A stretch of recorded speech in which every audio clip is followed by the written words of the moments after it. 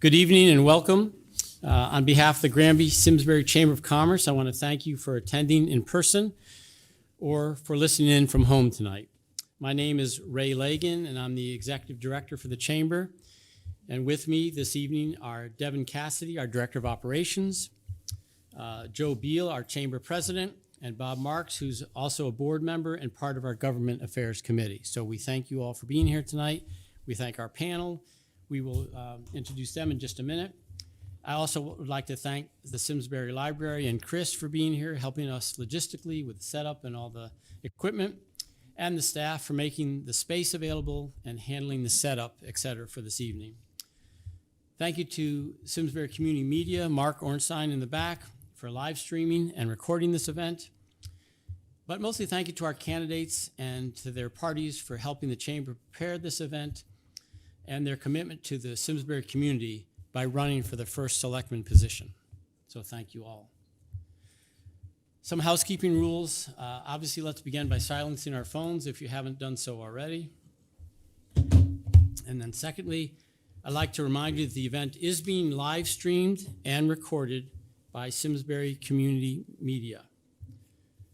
The candidates were all present earlier when we presented their names. They were drawn randomly to determine who would sit where in front of you in what order, and also what order they would answer the questions in. We will be rotating the first responder to each question so that each candidate tonight will have 2 opportunities to answer first, second, and third. To begin the evening, each candidate will have 5 minutes to introduce themselves and their potential slate of officers for other board positions running for election next month. They can offer any comments they want about why the voters of Simsbury should consider them in the upcoming election. That will be followed by the general question section of our forum, and during that phase, each candidate will have 4 minutes to give their response to each specific question. To conclude, they will get a 5-minute wrap-up after the questions to address anything that we should have asked, but we didn't. There will not be any live questions from the audience during the forum, but we encourage you to meet with the candidates individually afterwards. Before we start, I have a short commercial to help promote the Chamber of Commerce. That's what we do. The Granby Simsbury Chamber of Commerce is very glad to host this event tonight as part of our commitment to the town and to help promote a healthy and vibrant community. We currently have about 350 chamber members and a very robust schedule of activities all year long. As a Chamber of Commerce, we regularly schedule and host ribbon cuttings, grand openings, open houses, morning network events, and business after-hours activities for our members. We welcome you to join the Chamber and discover for yourself the value of these events. Check out our website or talk directly with Devin Cassidy a little later on this evening for additional details. And in particular tonight, I just need to draw your attention to one of our annual signature events that's coming up in about 2 weeks. On Saturday, October 18th, from 1 to 5 p.m., we are hosting Spooktacular Booze and Brews in conjunction with the Simsbury Performing Arts Center. It'll include bounce houses, trick or treat for the kids, at least 60 local vendors, beer garden, live music, etc. You get the idea. We expect about 2,500 people on Saturday with a rain date of Sunday, October 19th. So we hope to see you there. Come out and join us for a beautiful day. All right, well, let's begin. I'm going to introduce Joe Beal again, the Chamber of Commerce President, and he will introduce our candidates this evening. Good evening, good evening, everyone.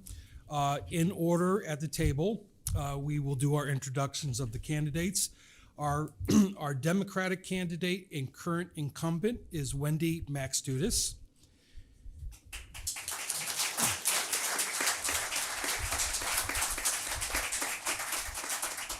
Eric Wellman is our independent candidate and is a prior first selectman for Simsbury.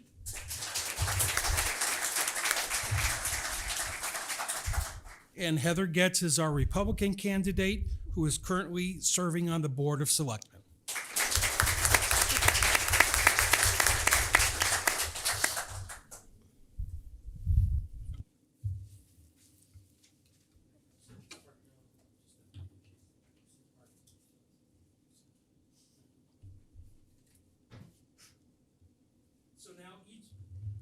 There we go. So now each candidate will introduce their potential slate of candidates and then take 5 minutes each to outline in general why they should be considered by the voters.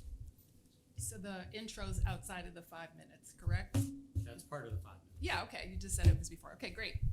Hi, I'm Wendy Maxtutis. I'm Simsbury's first selectman. I want to thank the Granby-Simsbury Chamber of Commerce, Simsbury Library, and SCM for making tonight's forum possible. And I want to thank the many friends, peers, and community members that are here and care about Simsbury's future. Why am I running for office? I am proud to serve as your chief elected official and want to put my 6 years' experience, relationships, and master in public administration to good use. The experience and continuity going forward is important on this board, and we hope to continue the momentum that we've gained. We have work to do ahead of us, including charter revision, capital planning, the 2027 budget, to create our goals and work on policies to improve our community. Local government is about teamwork and collaboration, not partisanship, and I have stood for this as your first selectman. Little personal background, I moved here in '87 with my husband Brian, Max. I worked at Travelers and Optum as an IT director, managing teams and projects. I have 2 kids, Kevin and Leah, graduates of Terriffill, Simsbury High School, and Henry James. And as I mentioned multiple times, I have my master's in public administration from UConn. I do want to introduce our team. I am so proud to serve with a dedicated Democratic slate who each represent the community's diversity and spirit. Stephen Antonio, lifelong resident, local business owner, Simsbury High, class of '81. He is a great deputy first selectman who brings years of local government and business experience. And I plan to ask him to fill this role again, and I hope that he'll agree if we win. Diana Yeisley, advocate for aging, disability, and the arts, president of the Theater Guild, always willing to jump into basically everything that is going on or always looking to be a volunteer. And Curtis Looney, he grew up here, the Simsbury High class of 1994, played football at the high school, and he brings a fresh perspective to the table and represents a new generation of local leadership.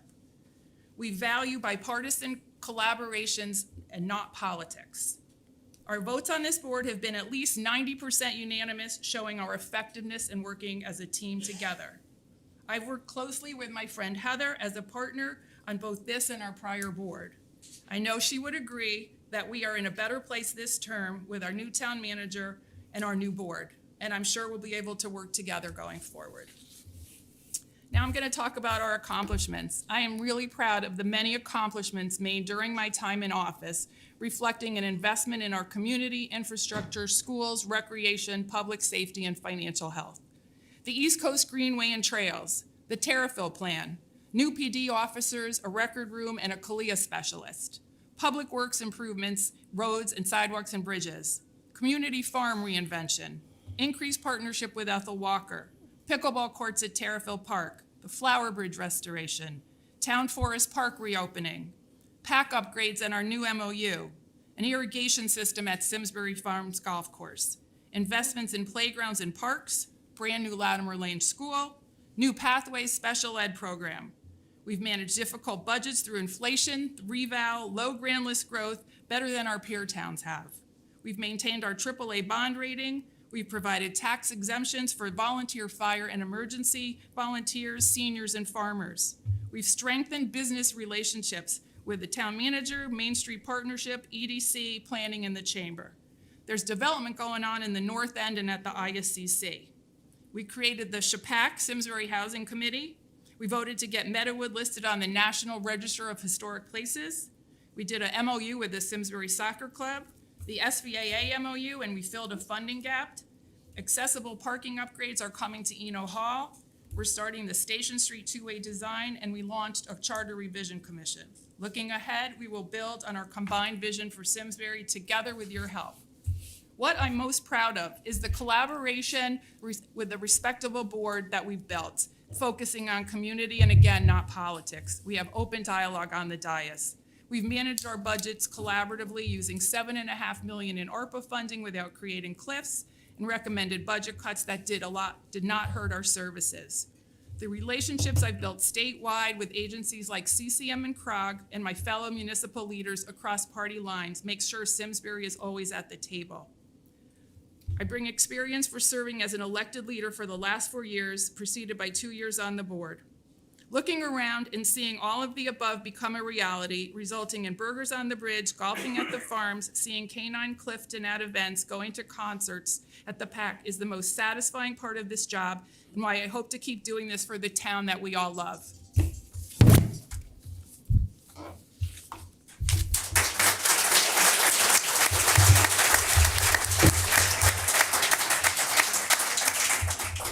Pretty amazing timing there, Wendy. I know, I worked on it, Ray.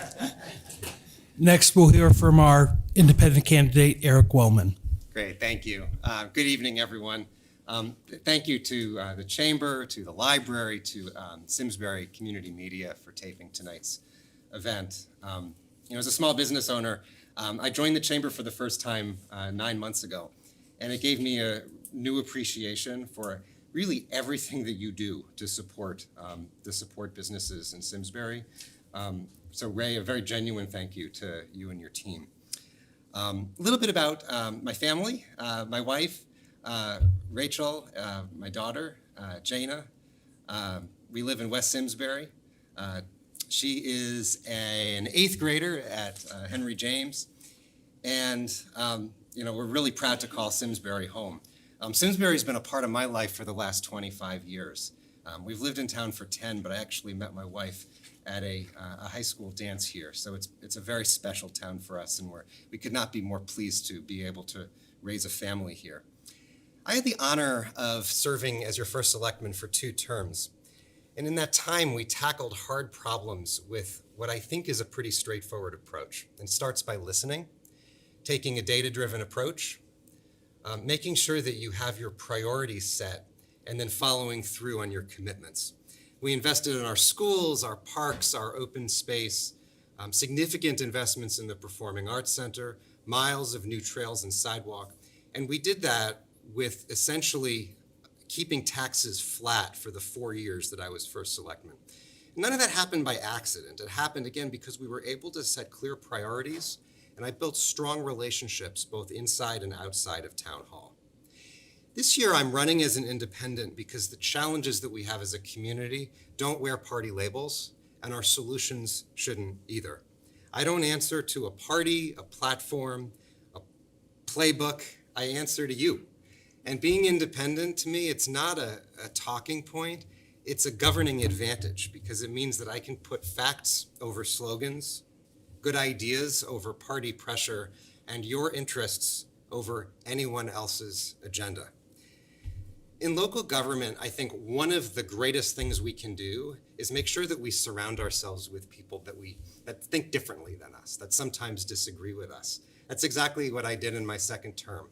I appointed a Republican member of our board to serve as my deputy, not because we agreed on everything, but precisely because I knew that he would challenge me, and in challenging me, it would lead to better policy. It was overall very well received, I would say, across Connecticut, across Simsbury, but the blowback that I took from within my own political party was very intense, and it told me a lot about the nature of political parties that I didn't understand before. And frankly, it was very disappointing to me because if we can't work together the way we want to at the local level, it makes me wonder what hope we have in Washington. I chose Sean not because of our similarities, but precisely because of our differences. That's how I led then, that's how I lead teams at work, and that's how I will lead again if I'm reelected. Let me talk to you specifically about some of my priorities. I think number one, we have to get taxes under control. This is exactly what I do for a living. I work with companies to help them get more efficient. I'm a consultant and I work primarily with companies in and around the insurance industry. I also think we need to focus on public health and safety, especially in the context of the fact that we are in a growing town and our health and safety infrastructure needs to continue to grow with it. And as part of that, I believe that we need to have a second ambulance that's staffed 24 hours a day, 7 days a week, so that when people call 911, we can be confident that there will be an ambulance that comes timely. Lastly, I think that we need to continue to invest in our parks and open space. And I think one particular opportunity we have is ending illegal dumping in some of our parks, especially in Terriffill Park. I have a plan to do that both proactively and also reactively if dumping occurs to make sure that it's cleaned up timely. So lots more to cover, but I'll cede the rest of my time and really appreciate everyone being here tonight. Last but not least, I always give out my cell phone number. It is not a gimmick to me. It is how I lead. We start by listening. So my cell phone number for anyone interested is 860-831-3370. I invite anybody to reach out to me. Democrat, Republican, Independent, anyone who's willing to roll up their sleeves, because the only team that I want to play on is Team Simsbury.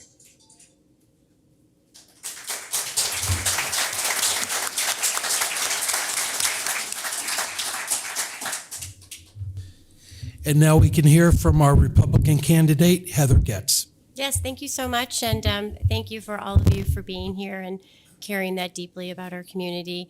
Thank you very much to the Chamber, Simsbury Community Media, and the library for allowing us to have this platform. I think it's really important for our residents to really know the background and the positions of the candidates that they choose to elect to represent them. I would like to begin by introducing our slate.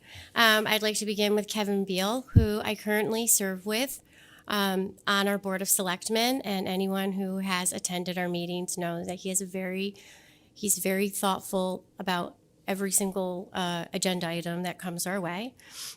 We have Mike Payne, who has served on the Board of Selectmen in the past and just brings a wealth of institutional knowledge. And we have Ed Mateo, who brings a lot of fresh energy and some great ideas. So it's been a fun slate to work with.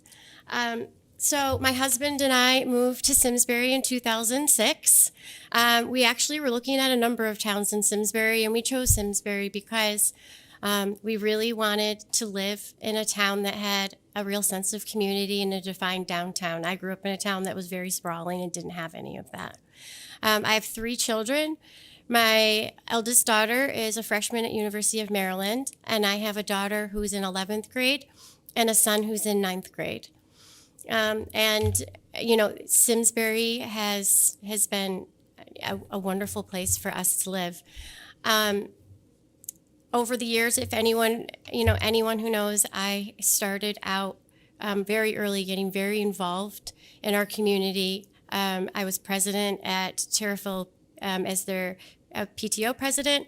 I also have served on the Henry James and Simsbury High School boards. I currently serve on the Simsbury High School DECA advisory board. I also am a member of the Gridiron there.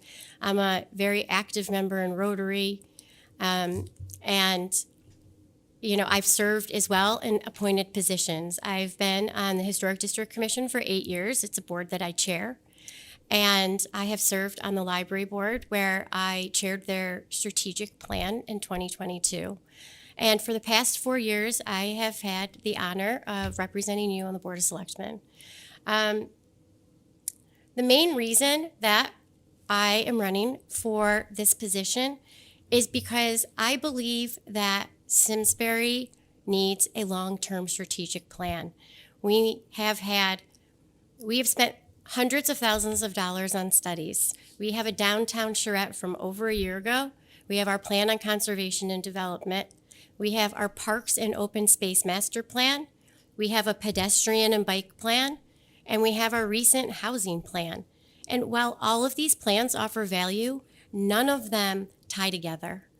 And we really need a strategic plan that looks out 10 years, 15 years, so that we know where we are going. We have hardworking employees in town, and we have dedicated volunteers on boards and commissions. But right now, everyone is marching in different directions, and we all need to go in the same direction. I think that the only real way for us to find efficiencies and to get our taxes under control and to really sequence our capital projects appropriately is to really work hard and put this plan in place. We desperately need it to get to a good place, and a place that we can all be proud of in 10 to 15 years' time. Thank you.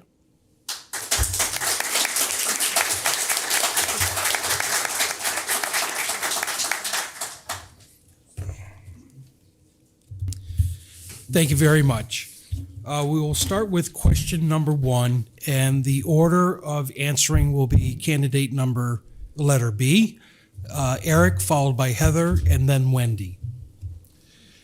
Having a vibrant, walkable downtown that is a safe, accessible, and thriving area is the hallmark of an attractive place to live, work, and play.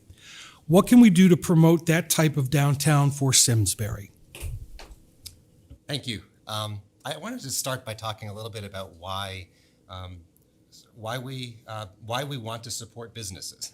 It sounds kind of obvious, but businesses obviously provide tax dollars. They provide much needed jobs. But I think I want to add one other thing to that list in Simsbury, which is that businesses contribute to Simsbury's sense of place.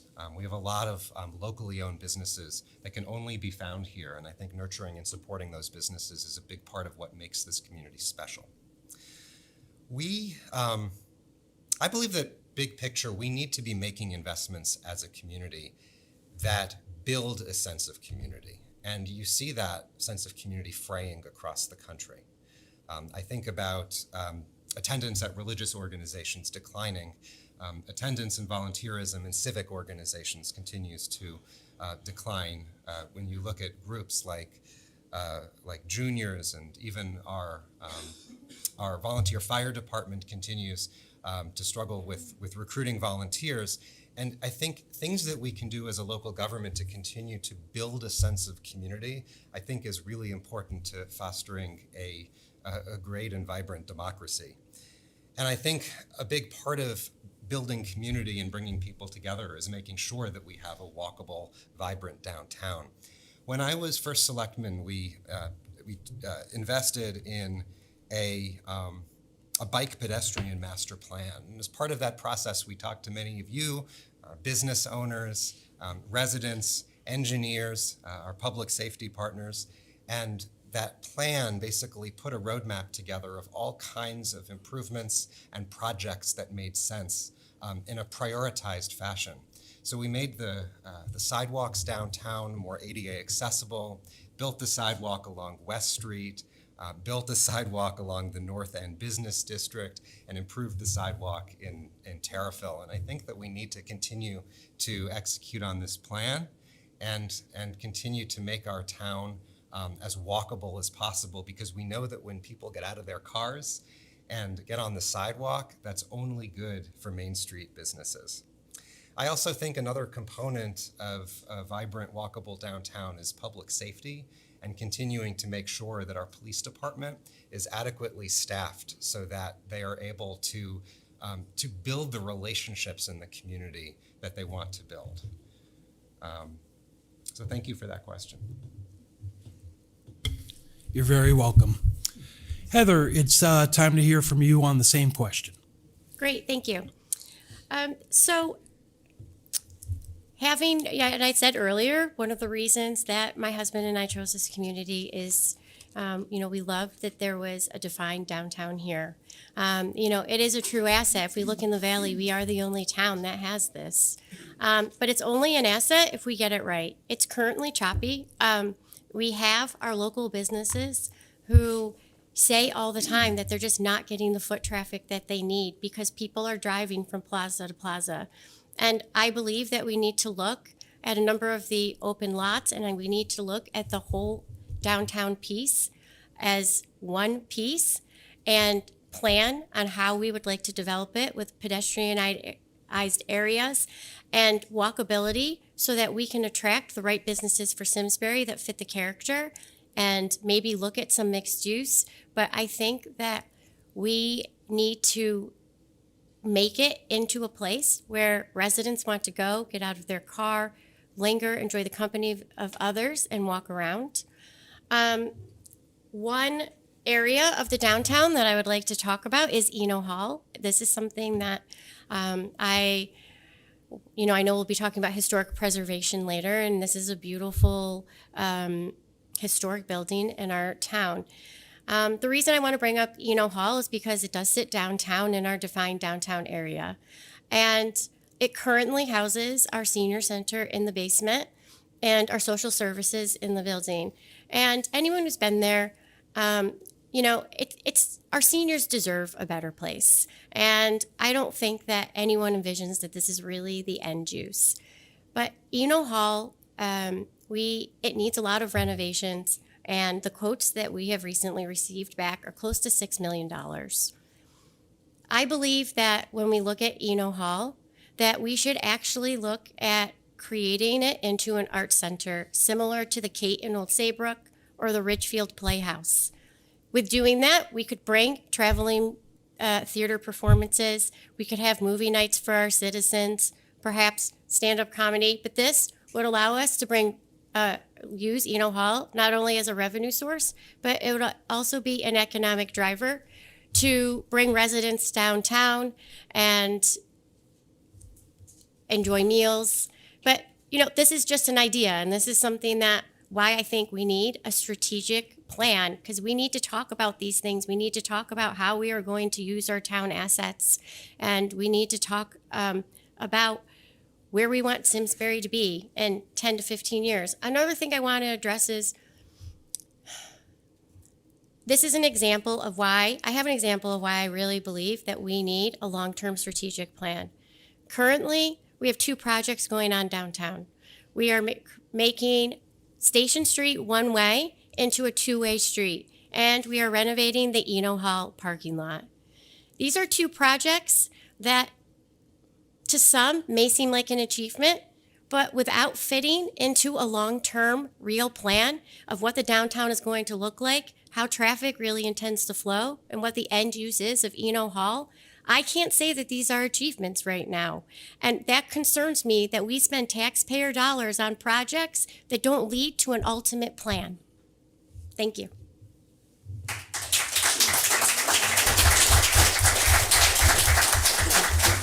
Thank you, Heather. And now Wendy, our Democratic candidate. Okay, so question 1 actually raises the broader question about economic development. And I want to acknowledge that it's happening every day because of the investments that we've been making in our town assets that attract people to downtown. The Simsbury Main Street Partnership, I don't think Sarah's here, and the town put up wayfinding signs downtown. There's more safety crosswalks across Hot Meadow and along the trail. We have the newly opened Flower Bridge, and a lot of people visited this summer. The bike trail on Iron Horse is always active, bringing people to downtown. The Performing Arts Center expansion, that will bring more people for concerts and programmings. We have recreation and playgrounds downtown. Rotary Park is a destination for young parents who come downtown and maybe will stop in at the Iron Horse Pub. Paw Meadow Dog Park brings people and their dogs downtown. Schultz Park is in the process of being designated as an arboretum, and it's a beautiful spot for more use and activities. Andy's Market has been redesigned. Again, Sarah's not here, but she helped make that happen because all we used to hear about was what's happening with Andy's Plaza. Use of Eno for more than just town events. We just updated the policy for Eno Hall, and we're working on that right now. Activities on the library and on the lawn, and programming that encourages people of all ages to visit downtown. The Senior Center activities at Eno bring people downtown, and Simsbury Celebrates is the major event that we all turn to every year. So thoughts on attracting business downtown to make it more vibrant. This isn't just the responsibility of one board, it's counting on everybody in this room. Supporting our local business is essential, retaining those that are already here in town and part of the community. Encouraging people to shop. I'm very good at shopping. The Planning and Zoning Department needs to work with our current businesses so that they avoid obstacles. Using our POCD. Voting for Planning and Zoning Commission members that line up with your priorities. How do we attract new businesses, whether it's office, industrial, retail, dining, so that we can increase local employment and up the tax base? This is where the EDC, the town manager, the planning department, Simsbury Main Street, they all come into play to help make this happen and work together. Our ECD, our Economic Development Commission, and the Main Street Partnership are working together right now on a commercial office space project to find places downtown and throughout Simsbury where we need people to fill them. We can promote entrepreneurs. This library right here has a business resource center that helps people figure out how to start a new business. I actually had a very small business when I was a stay-at-home mom in the 90s.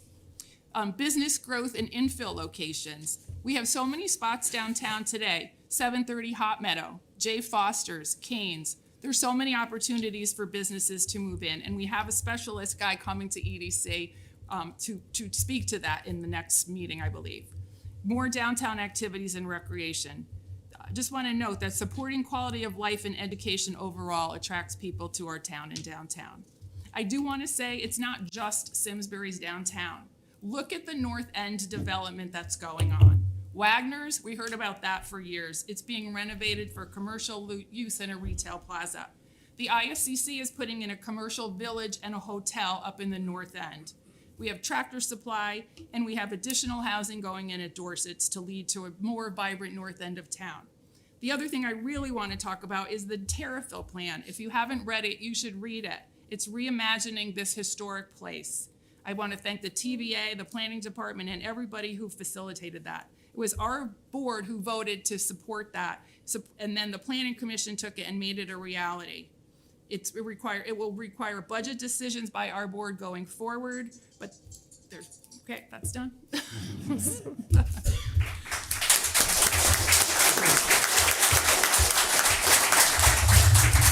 Thank you, Wendy. Sure. Okay, I have the next question, and this is for all of you. I'm not sure which order. Okay, so Heather, you're going to have the first shot at this, followed by Wendy and Eric. A specific issue that is often mentioned around town is the need to grow the grand list and prevent annual tax increases. How can we address that issue in a satisfactory way to satisfy both businesses and homeowners without the whole burden falling on one or the other? Yes, thank you for this question. So currently, as we stand, the balance definitely is weighted heavily on our homeowners, but everyone is suffering at the moment. We really need to bring grand list growth in. But I don't believe all grand list growth is good grand list growth, and I will get to that a little bit later, but I do think that we need to target businesses that are good fits in our different commercial zones. We have a light industrial zone over by the airport, and we have our downtown area, we have the Terrafill area, we have our North End, and we have the area over near Route 44.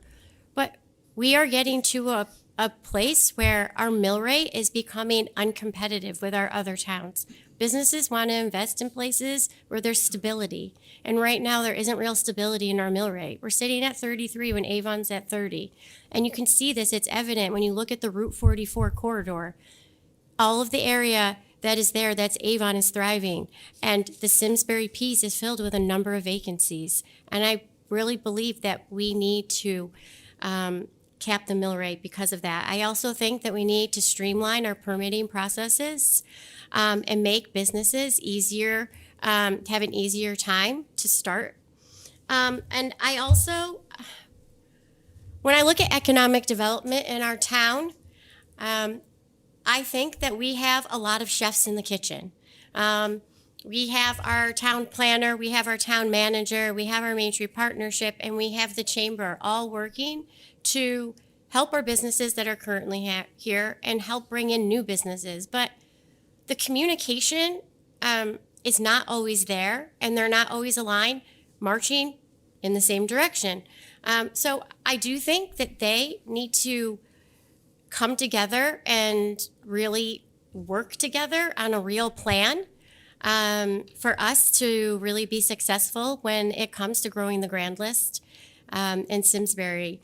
But, I think when it comes to taxes, the current situation that we have right now, and that we've been doing with our budgeting, with making small cuts, prolonging projects, and tapping into our cash reserves just isn't sustainable over time. So we need to be really thoughtful, we need a long-term plan, and we need to bring grand list growth in soon. Thank you.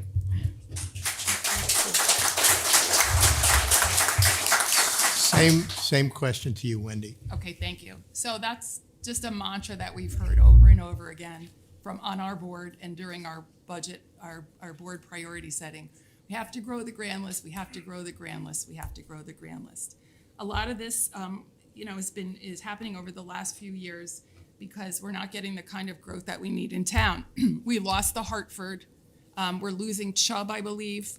We're trying to build apartments down there, but zoning has not passed them. We are currently at a rate of, a lot of our grand list growth is due to apartments, which a lot of the public does not like because they feel that that is impacting the services that we get. So one thing as we look at apartment complexes, which we do have a question on apartments later, or housing later, is if they come to town, we need to do a full fiscal analysis of what the net benefit to the community is.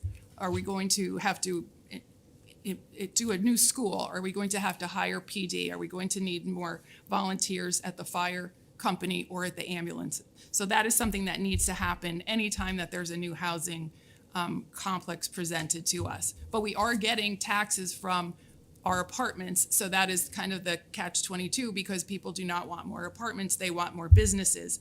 Businesses have a lot of options to where they go. There's commercial avenues on 44. There's towns like Manchester or Glastonbury or Rocky Hill, Farmington, where they can go, and they don't necessarily choose here. And I'm not sure if it's a lack of friendliness in our town or if it's the process at town hall that keeps them away from coming here. But we're looking to expand that base. I'm answering this question because I missed this question when I did my homework, so I'm a little rusty on this one.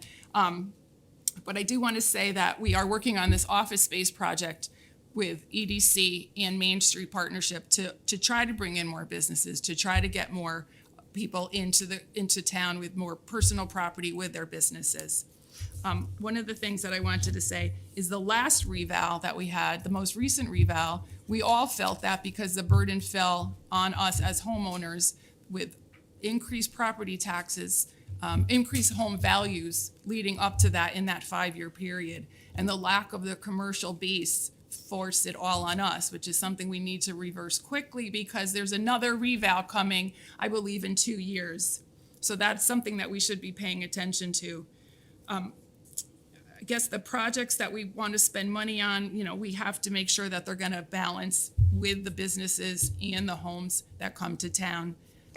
And I'm going to just stop there because that's a little. So that's my answer. Eric? Let me bring some data into this conversation. So our average grand list growth over the last 20 years has been less than 1% a year. In 2018, when I was first selectman, it was 2.9%. The year after that, it was 2.6%, then 2.7, then 2.9, and then in 2022, it was almost 3.75%. Grand list growth doesn't happen by accident. It happens because of deliberate policies. We worked hard to bring in new businesses and the right kinds of businesses. When I was first selectman, I was part of a team that negotiated what was at the time the largest solar deal in Connecticut's history. And today, Tobacco Valley Solar pays the town almost $1 million a year in taxes. It also means business retention. When I was first selectman, Ensign Bickford, which is our largest private employer, told us that they were considering leaving for a location in Colorado. And we worked with our economic development partners. And not only did we convince them to stay, they made a $10 million investment in their Simsbury campus and in the process hired more than 150 good-paying jobs. It also means business growth. So when Curaleaf ran out of space in their current greenhouse, they looked at other towns, but we worked with them proactively and found them a place in Simsbury that would meet their needs, and they continue to this day to be one of our largest taxpayers. So we need to focus not just on bringing new businesses to town, but one of the most impactful things we can do is to make sure that we're retaining and supporting the existing businesses that we have. And I think with everything else that I do, it starts with listening. And as a business owner myself, I know that I don't always have time to go to forums and focus groups, which is why I think with the help of our Economic Development Commission, we have an opportunity to meet businesses where they are with structured business visitations, with a combination of elected officials and town employees to make sure that we're getting that feedback, not just from the businesses that we frequently hear from, but especially from those that we don't. A couple of things that I'd like to propose. The first is a no-interest loan program. Now, this wasn't my idea. This is not a new idea, but I think it's something that we need to make happen. And the concept here is that the town would be in a position to make no interest or very low interest loans to businesses that are interested in making facade improvements or investing in technology that allows their businesses to grow, while also at the same time contributing positively to the Simsbury community. So, grand list growth needs to happen because it is how we are structurally set up in Connecticut.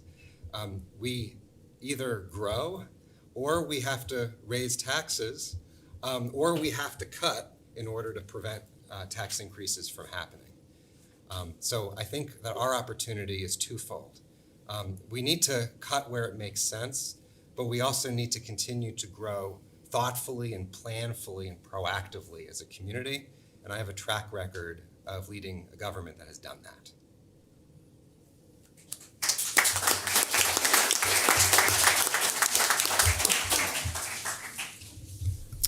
Wendy, you get the opportunity to answer this question first. Schools are always considered one of the great assets in Simsbury. Many people move to town just for that reason. Have we struck the right balance with our spending in that area? Thank you. So I'm living proof of our successful school system. Both of my kids graduated from Simsbury High School and all the other schools beneath them.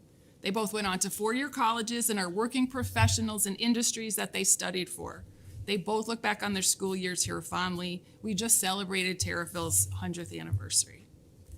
Schools are always considered one of Simsbury's greatest assets. We are usually on some of the best of the schools list in the state, maybe changing ranks now and then, but we're always recognized. Schools are why people move here, so we seem to be doing the right thing. We're investing in the new Pathways program to lower our special ed costs, a partnership among the three boards, Board of Finance, Board of Ed, Board of Selectmen. That included a capital investment, will also include support on the operating budget, but will lower costs in the long run. I do want to call out Eli Max Gold. He was just named to the 2025 U.S. Presidential Scholars, one of 4 in our state that marks a good school system. This recognizes academic excellence, and he was recently congratulated by our governor. I want to say we trust those elected to the Board of Ed to make the spending decisions that we don't get to make on the needs of the school. So choosing those people wisely is critical to their success. I think we have a great team in place. Jeff Tyndall's leaving, and Jeff Batchelor is stepping up. They're bipartisan on their board because it's a fair split. Investing in our schools translates again into our property values and makes our personal investments in our home worth more. Athletics and recreation in town are a big part of the community involvement, so that is also a key part of why our schools are attractive to people. I'm proud of how we have made it through the new Latimer Lane School project. That was a huge expense, $40+ million, but the three boards worked together with our finance director, town manager, to find a way to fund it through bonding, and we also used some of the ARPA funding to make that happen. We've partnered to find ways to reduce costs by capital investments. Again, this new school was an investment on our part. I want to just say this would be a good question for Board of Ed candidates. School budgets are also subject to state requirements and mandates, and they have to hold up to those standards, so they don't always have a choice in their spending. The investments in our school benefit residents and our property holders because it's so desirable. It's also the job of the Board of Selectmen to look at capital requests that come in conjunction with our capital requests, and we need to balance those needs for the town as a whole. So there's always tough decisions that need to be made. The truth is the cost of education has increased just like everything else.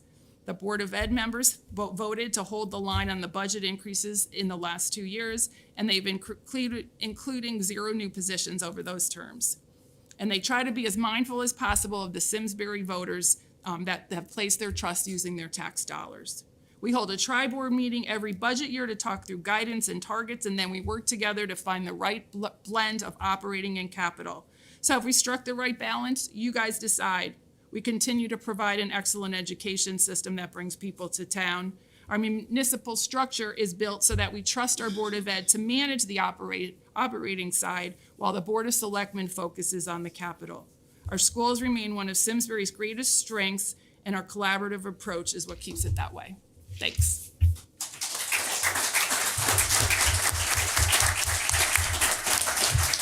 Thank you, Wendy. Eric, please.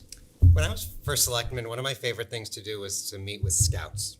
And we used to play this game where I would give them chips, poker chips. And I told them each one of these chips is worth $1 million. And I would give them cups, and each cup represented a different department. So at the time, we had about maybe 100 chips, and I'd put 5 chips in the police department bucket, 4 chips in the public works bucket, maybe 3 or 4 chips in the parks bucket. And then we finally got around to the school bucket, and I would dramatically take all of the remaining chips and pour them into this overflowing cup. I think our residents are always surprised to learn that the vast majority of the taxes that we pay go directly to the schools, and that's the question is did we strike the right balance? But really, this is the way we are structurally set up. And as you look at towns like us across Connecticut, more than 70% of all tax dollars go directly to the schools. Heather, you had said something in your introduction that struck me. You said one of the reasons you moved here was because of the schools, but to your point, there's lots of good schools around Connecticut. And I think one of the things that makes Simsbury special is that very special sense of place. So as we're talking about the balance between, the tax dollars that go to the town versus the Board of Ed, I think that we need to strike a balance there so that we are both supporting the number one reason why people come, which is our schools, and then also our parks, our trails, and open spaces, the thing that makes our community so livable. And I think it's what I hear from so many seniors. It's why they chose to stay even after their kids left the house. My wife is an educator. My mother-in-law is a retired educator. I have a strong understanding of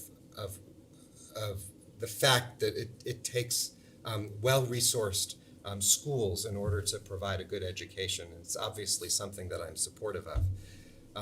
I voted in favor of the Latimer project, the Henry James edition.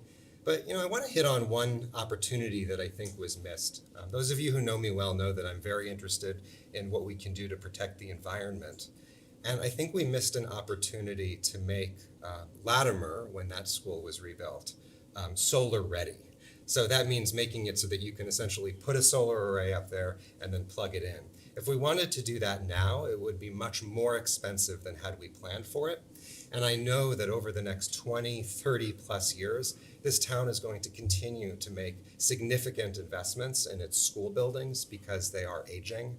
And I think that we need to be thinking proactively about the environment when we're making these investments and making sure that any future flat roof that we build in Simsbury, we make sure is solar ready. When it comes to the taxes that we pay in Connecticut, I think we have a structural problem because the state legislature only gives us certain choices when it comes to the taxes that we're able to levy, which means that there is such a disproportionate burden on property taxes in order to fund vital services like schools and parks and police. And I would like to see Connecticut take a similar approach to what other states have done, particularly in the South, where they give towns a lot more leeway in the taxes that they can charge. I would like to, if you think about it, we don't see a dime in taxes directly that come from all of the tourists who visit Simsbury or the thousands of outside visitors who come to the Simsbury Meadows Performing Arts Center. And I think that that's something that the state could do that would really help towns out, that would alleviate the burden that's placed on people's homes.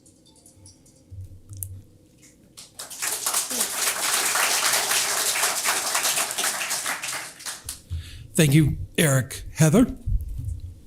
Hi. Okay, so when it comes to the schools, and I have 3 children, 2 are in the school system, and 1 recently graduated, and it's been a great experience. Strong schools are a reason that people move here, and it's really great for property values as well. Have we struck the right balance? I'm a little yes and no on it. I think that a lot of people believe because the Board of Ed budget is so such a large part of our overall budget that there are a lot of cuts and sort of savings to be had there. But the reality is 80% of their budget is fixed with contractual agreements and those sort of things. So there isn't really as much to play with as you think. And if you look at our cost per pupil, we sit right now at $20,177. It's well below the state average. When we look at the Hartford County area, we're 15th out of 27 in our cost per pupil. So, we're average. I don't think that we're really overspending in that area. But, I think that we could find some shared services between the between the town and the Board of Ed. Our town manager and head of Public Works have been able to find some already. And I believe that if we were to put together a long-term strategic plan, we would be able to find actually more shared services that we could have with the Board of Ed. Wendy touched upon the Pathways program, and that is a program that an investment that we made in a school to bring back some of our special ed students who we are currently paying over $100,000 a year to send them to other programs in other towns. So the idea with this program is that we will not only be able to bring some of our students back, but we will be able to bring students in from other towns, and that will become a revenue source, which they think will be in 3 years' time. So, I think projects like that, I think that's a good thing. But, when we look at our full budget and the spends for our schools in terms of capital projects do fall under the town budget. We all know what the Latimer Lane project did to our taxes. That was, without having the grand list to support it, it was very heavy on our tax dollars to pay for that. But that's something that school really needed. And we have 6 other aging schools that need a lot of work. And we need to figure out how to pay for that. And I think with a strategic plan, we really need to look at all of our town assets, including our schools, because right now, a lot of the capital that we're spending on our schools is maintenance. And we really, to remain competitive and desirable, we need to build our schools and our athletic fields into the future. And so I do think that that's something that we need to look at. Thank you.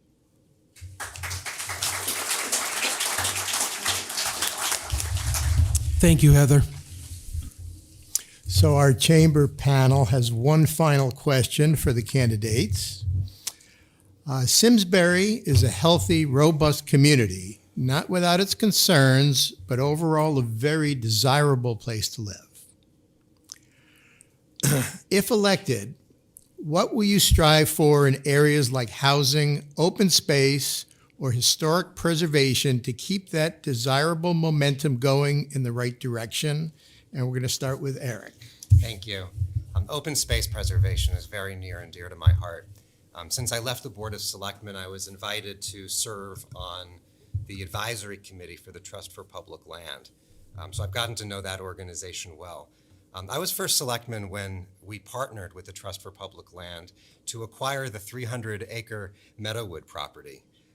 Today, it is farmland, it's bird habitat, it's wetland, it's hiking trails for the community to enjoy. We secured millions of dollars in grants in order to defray the cost to taxpayers and hundreds of thousands of dollars to preserve some of the historic barns that really create a sense of place in that part of Simsbury. When some of our elected leaders tried to kill this project, we were able to do a petition drive in a single weekend, gathering 1,300 signatures so we could put Meadowwood to a vote. And we gathered those signatures, and the referendum item passed with almost 90% support, which is amazing, because I didn't know 90% of Americans agreed on anything, but they agreed that Meadowwood was worth preserving. And that's why I was disappointed to hear the conversation at the Board of Selectmen where there was, our first selectman was proposing a feasibility study to potentially build housing on Meadowwood when our voters had so clearly said that is not what they wanted to do. And I'm just quoting here from a letter to the Capital Region Councils of Government. She wrote, "We think this parcel is an excellent candidate for a housing suitability assessment. If I'm elected, I will not support building housing on Meadowood." And I think that we've set up this false dichotomy where it's either open space preservation or we can build more housing or affordable housing. And when I was first selectman, I was very interested in the issue of affordable housing, and I would be again if reelected. But I would take a different approach. I think that we need to work more closely with the existing organization in town that provides affordable housing, and that's the Simsbury Housing Authority. And I think one opportunity is that they pay the town money basically in lieu of taxes, tens of thousands of dollars a year. What I would like to do is let them keep that money so that they can reinvest those dollars in their facility where they need so much maintenance. Let them keep those dollars so that it benefits the people who have affordable housing already living right here in this community. I also think that there's an opportunity just to create a closer relationship, a working relationship between the Board of Selectmen and the board that manages the Housing Authority. When the Simsbury Housing Policy Advisory Committee was formed, the Housing Authority was not a formal part of that group. I think that was a miss. In my administration, I would make our affordable housing group the center of our affordable housing policy.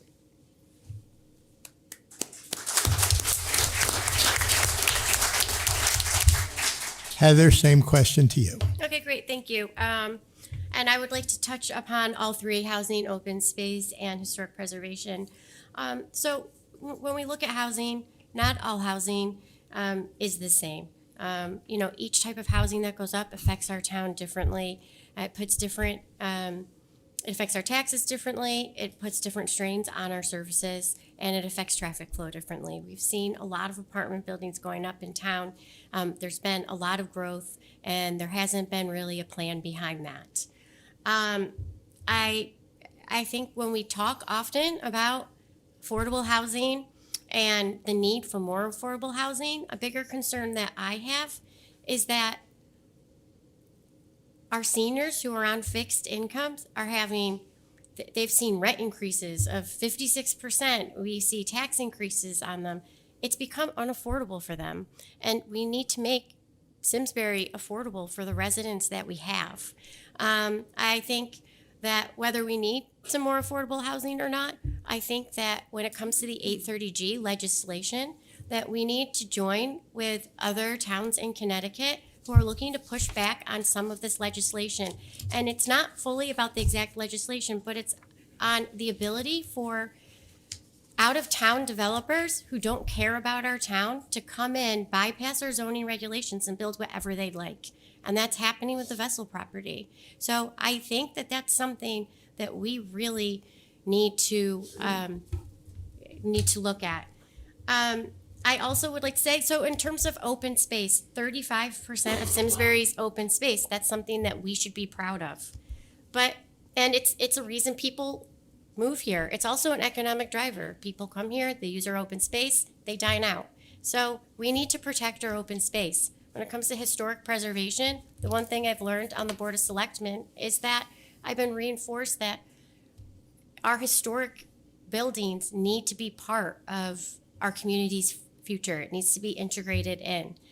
But these things can't happen without a long-term plan. And Eric touched on the Meadowood situation. When that came to our board for us to explore putting housing on Meadowood, Kevin and I voted against it because we believed that that area was meant to be preserved. And thankfully, Kevin brought it back to our board last, and everyone agreed for that not to happen. But that was a reactionary decision because we have a housing policy plan and we have a plan on conservation development, and they're not all aligned and they're not all fitting together. So without a long-term plan, I actually believe that open space and historic preservation are most vulnerable without one. Thank you.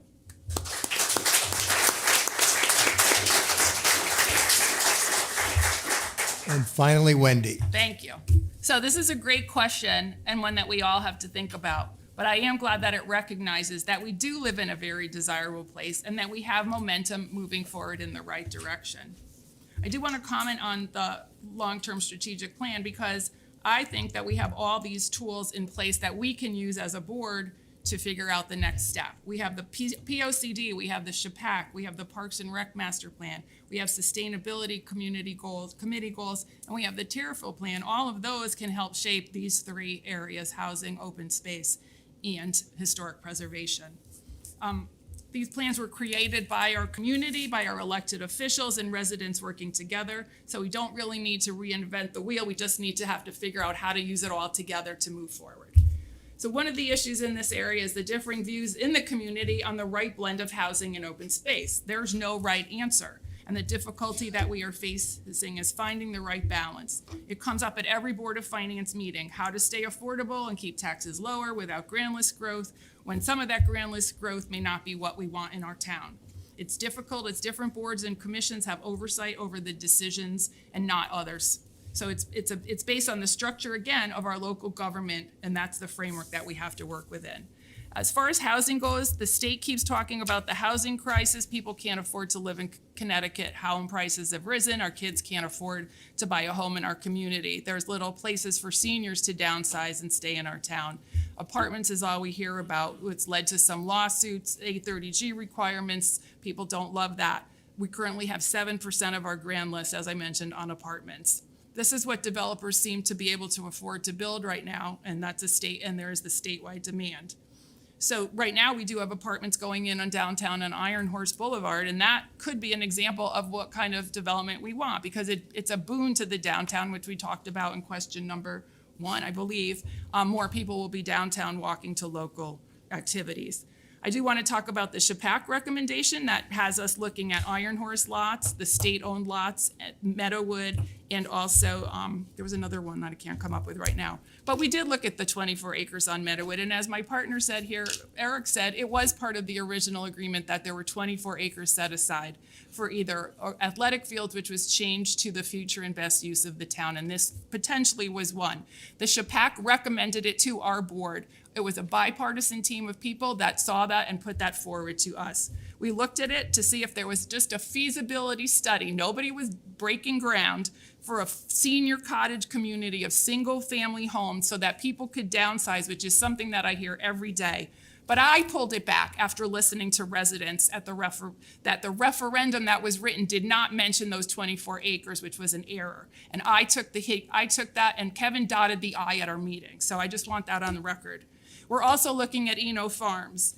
I'm also part of CROG's Housing Legislative Committee Executive Policy. They have a regional housing plan to work against state HB 5002 and try to bring it to the local level so that the 38 towns in CROG's district have a say and work with a lower level group and not state mandates. That's something that I'm bringing to our board. I believe I've shared it with our board. It could come forward in the next term as something we look at.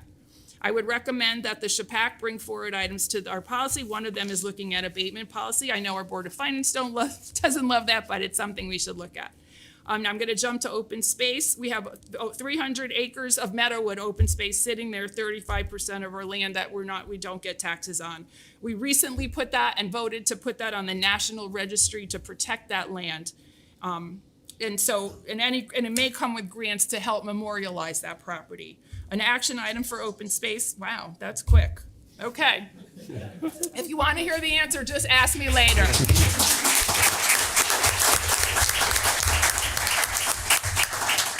Thank you, Wendy. Thank you for all the candidates for the passion and the commitment that you bring to this position. There's no doubt you guys all have thought this out and have done your homework, and we so appreciate that. We're the beneficiaries. You're making our colony a much better place, and we thank you for that, regardless of what happens in a month or so. What I'd like to say now, though, is we as a chamber thought long and hard about the kinds of questions we wanted to ask to try to get out as much information in a non-competitive but in an informative format. But I'm sure that we missed some things that maybe are near and dear to your heart. So in the 5 minutes that each of you have now to wrap up, maybe you could just tell us what we should have asked you that we didn't, or other things that you could do to help illuminate this election for us. So if we could do that, and Heather, if you don't mind going first for us, we'll give you 5 minutes. Can I ask a Oh. question? Am I allowed a question of the Sure. panel? You had said that if we had any questions, would that be, that's part of our closing arguments, or are you asking that outside of our closing arguments? You can do whatever you want. You're the first Well, one. we only have 5 minutes for closing, so I just want to understand the question. But keep it within reason, and we'll go with Okay. Wendy, all right? But Heather, please go first. Sure. So, I found that when I was answering these questions, that a lot of my thoughts was difficult on which question to talk about what, because I believe it is all connected. So I think that's a question to be asked. How do we have our cake and eat it too? How do we really move forward as a community? And I really strongly believe that we need a long-term plan to work with in Simsbury. We need to know where we are going in 10 years, 15 years' time, because we all need something that we're proud of. And the decision-making that we're doing in silos isn't working. So that is really the question that I think needed to be asked of how do we put all of this together so that we can have the Simsbury that we're all proud of in years to come. Thank you.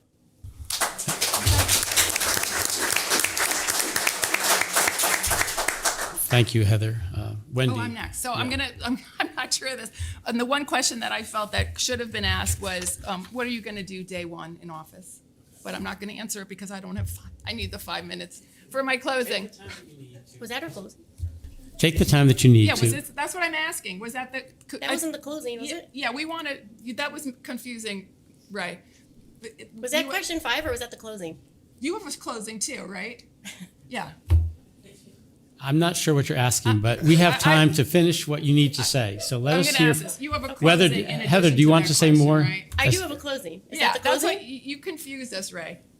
It's not, talk to, Okay, 5 Is minute it- wrap up. So. we're going to go back to Heather, who's going to give us her Thank you. 5 minute I wrap. appreciate this. But I would like to close with, we have a wonderful town. It's been great to our family. I cannot wait to spend the rest of my life here. It's a wonderful place, and we have the tools, and we have made a lot of achievements.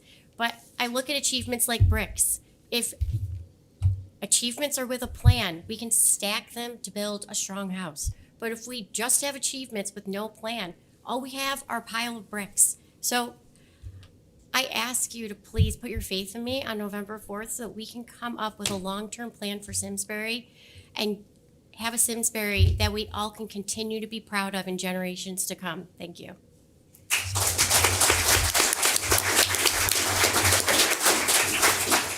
Thank you, Heather. I apologize for the confusion. Yeah. That's okay, thank you. So 5 minutes for the Yeah, go for closing. it. Okay, but was I a told quick you my question. question. You could use it next time. Will do. Thank you. So my closing is I just want to reiterate some of the things I've discussed, and I hope that I can earn your vote in this election. I provided financial leadership and budget management. We oversaw the allocation of the $7.5 million in ARPA funding. We delivered balanced budgets for the town, including in 25-26 with a 2.83 increase, and we stayed under COLA and the Board of Finance guidance. We've identified and implemented over $500,000 in budget savings this year through collaboration with our town manager and Board of Selectmen. We've managed these budgets during difficult times coming out of the pandemic, inflation, state level, unfunded mandates, the motor vehicle tax changes, and funding cuts. All of the above while maintaining a AAA bond rating, which keeps our borrowing costs low.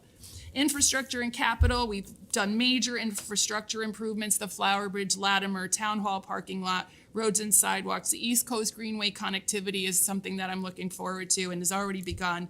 We champion the expansion of the Simsbury Meadows and the Arts Center, and we've improved parks and recreation, a lot of it using ARPA in high traffic areas. There's housing planning and initiatives. We created the bipartisan Simsbury Policy Advisory Commission. Relating to policy and governance modernization, we launched a charter revision commission to modernize our governance. We've had a town manager form of government, and we need some changes made to the charter. We're focusing on technology improvements. We have a new website coming. We have ClearGov for our budget. Community engagement, transparency. We've strengthened and rebuilt partnerships with Simsbury Main Street Partnership, Simsbury Volunteer Ambulance Association, the Simsbury Soccer Club, and the Performing Arts Center. I bring education and regional leadership. Again, master's in public administration, and I was a commencement speaker. I'm actively involved in the Connecticut Capital Region Council of Governments on the Executive Policy and Legislative Committee, CCM, the Farmington Valley Collaborative, and the Chief Elected Official Committee. We're looking towards Terriffill revitalization. We funded the pickleball courts, we funded the Terriffill plan, and we've advanced the Terriffill Bloomfield multi-use path project forward using grants. Public safety and community wellness, we approved a 3-year, $540,000 emergency management contract with the SVAA through 2027. We increased funding for additional police officers, hiring a CALIA specialist, including a K-9 Clifton, and a records office upgrade. And there's been road and sidewalk improvements. And good governance and civic improvement. I've strived for and successfully created a collaborative bipartisan team on the Board of Selectmen at the local level. I bring experience and continuity, and I'm ready to hit the ground running if you choose me as your first selectman. I value every relationship that I've built with all of you, and I'm very grateful for the privilege to serve. Together, we can work together to keep Simsbury the unique community that we all love and leave it in better shape for those who come after us. Thank you.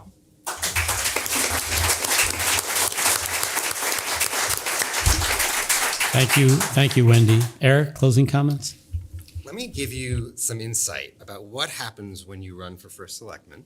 And I think that Wendy and Heather may relate to this. When you are knocking on doors before you are in office, or when you're just going to doors asking people to vote for you, I think the number one thing that I hear is, what are you going to do about taxes? You got to lower taxes. Then you get into office, and all you hear are new ways that people want you to spend money, different priorities, which is why it's our job to make sure that we can get clear on what those priorities are. Because if everything's a priority, obviously nothing is. My approach starts by listening, using data whenever possible, and then setting those clear priorities.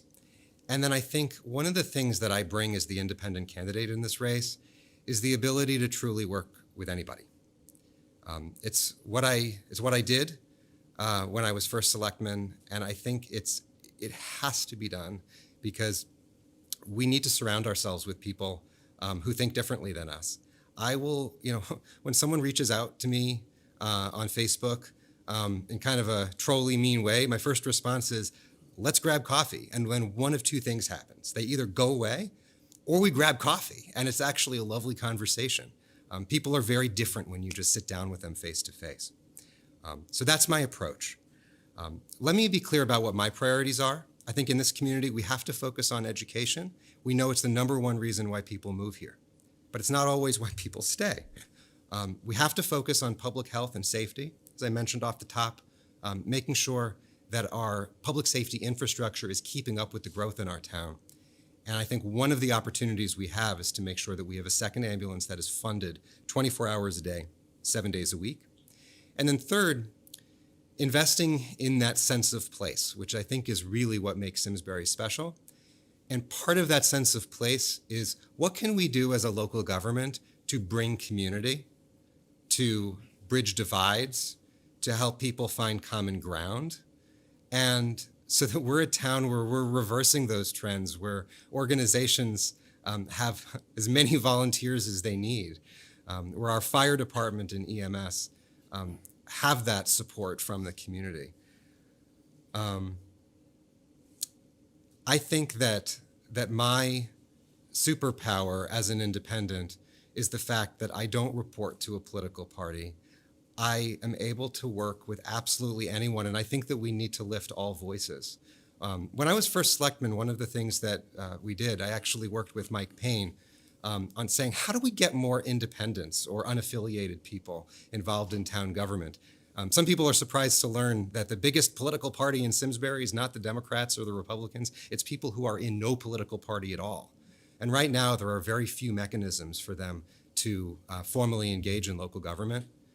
And I would really, really like to see that change, because we need to partner with all of the brain power that we have in this community.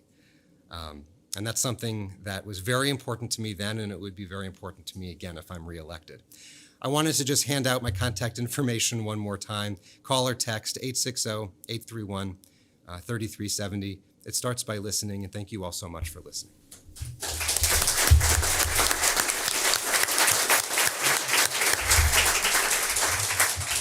Thank you again to our candidates tonight. Thank you again to our audience. Thank you for those of you who are tuning in from home.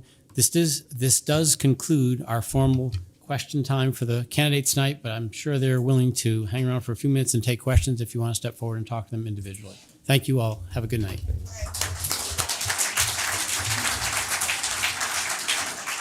For over 40 years, SCM has been the voice of our town, bringing us together through local programming, education, and live broadcasts. SCM isn't just about television. It's about empowering our community, ensuring our voices are heard during government meetings, and celebrating milestones like our high school graduations. But today, SCM faces a challenge. Our funding structure is based on television subscriptions. And it's no secret, people have been cutting the cord. With a shift to internet-only subscriptions, SCM receives less revenue, even though all our programming is freely available online.